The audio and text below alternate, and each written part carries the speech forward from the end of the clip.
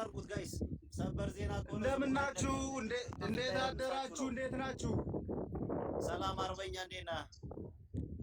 መልካም። እንግዲህ በጠዋቱ የአማራ ፋኖ ብሔራዊ ንቅናቄ 206ኛ ኮር ራስ ጋይንት የጠላትን ኃይል በዚህ ሰዓት ደምስሶ የተራረፈውን እየመታ ነው ያለ።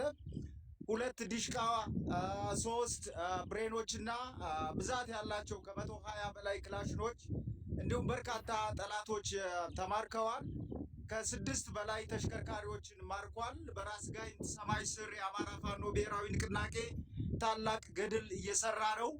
ጠላት እዚህ አካባቢ በኃይለኛው ተደምስሷል። ዜናውን እየዘገብኩ ያለው ስላየኋችሁ ነው የገባሁኝ።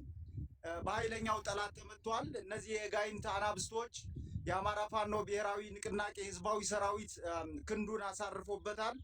እንግዲህ እንደነገርኳችሁ ቅድም 2 ዲሽቃ 3 ብሬኖች እና በርከት ያሉ የነፍስ ወከፍ መሳሪያዎች ከ6 በላይ ተሽከርካሪዎች እና አሁን መረጃው ይደርሰኛል፣ እርግጠኛ አይደለሁም፣ ከ60 በላይ ምርኮኛ በእጃችን ቁጥጥር ስር ውሏል። እንኳን ደስ አላችሁ፣ እንኳን ደስ አለን።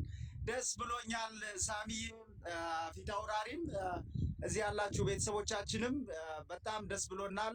ታሪክ ተሰርቷል። የንፋስ መውጫ ከተማ ጋይንትም በፋኖ ቁጥጥር ስር ዳግም ውላለች። ጠላት በዚህ ሰዓት ወደ ደብረ ታቦር እና ወደ ክምር ድንጋይ እየፈረጠጠ ነው ያለ። በጣም ደስ የሚል ዘገባ ነው፣ መረጃ ነው የደረሰኝ። አሁንም ውጊያ ላይ ናቸው ወደ ሌሎቹ አካባቢ እና ይሄ ልንገራችሁ ብዬ ነው የገባሁት። ሳሚዬ እናመሰግናለን። ፋኖ ቴዎድሮስ ወንድማንም ስለ እናመሰግናለን። ግን ጠቅለል ባለ ደግሞ 200 ክላሽ እና 2 ድሽቃ 20 ብሬን 10 ስናይፐር ነው ያለው። እኔ የደረሰኝ መረጃ በዚህ ልክ ነው። ያው ስላመጣው ደስ ብሎኛል። እናገራለሁ ብዬ ነበረ፣ አጋጣሚ ቅድም ነው ልናገር የነበርና ደግሞአለሁ። 200 ክላሽ 2 ድሽቃ 20 ብሬን እና 10 ስናይፐር ነው የተማረከው። በጣም ትልቅ ስራ ነው።